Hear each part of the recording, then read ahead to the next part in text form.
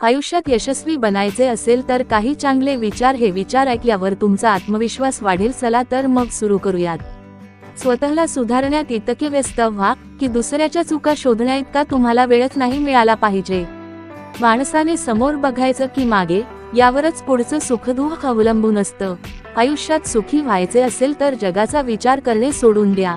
हिंमत एवढी ठेवा की तिच्यासमोर नशिबालाही झुकावे लागेल. जोपर्यंत आपण हरण्याचा विचार करत नाही तोपर्यंत आपल्याला कोणीही हरवू शकत नाही. हे एकदा मनाशी पक्के केले की आपण जिंकणार हे नक्की. कधी कधी देव तुमची परिस्थिती बदलत नाही, कारण त्याला तुमची मनस्थिती बदलायची असते. स्वप्न ती नसतात जी तुम्हाला झोपल्यावर पडतात, स्वप्न ती असतात जी तुम्हाला झोपू देत नाहीत. या जगात कोणतीच गोष्ट ही कायम टिकणारी नाही. दोघांचंही तसंच आहे. काही काळासाठीच दुःख राहतं, आपण फक्त हिंमत ठेवायला हवी. आपली सावली निर्माण करायची असेल तर ऊन झेलण्याची तयारी लागते.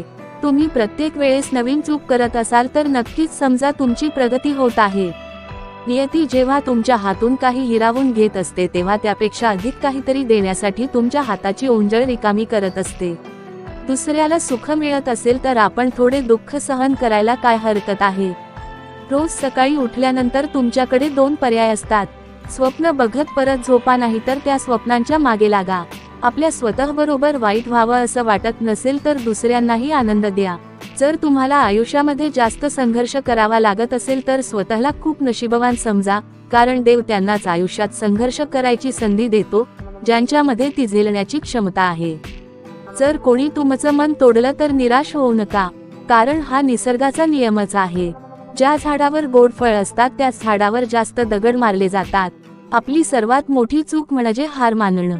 यशस्वी होण्याचा सर्वात चांगला मार्ग म्हणजे प्रत्येक वेळी अजून एकदा प्रयत्न करणे. प्रत्येक दिवस हा तुमचं आयुष्य बदलण्यासाठी मिळालेली नवी संधी आहे. प्रत्येक दुःख आपल्याला एक नवा धडा शिकवतं आणि प्रत्येक धडा माणसाला बदलतो. स्वतःवर विश्वास ठेवणं हे यशाचा मुख्य गुपित आहे. सगळं नीट होईल कदाचित आज नाही, पण येत्या काळात. जेव्हा तुमच्या मनात एखादी गोष्ट थांबवण्याचा विचार येईल तेव्हा विचार करा की तुम्ही सुरुवात का केली.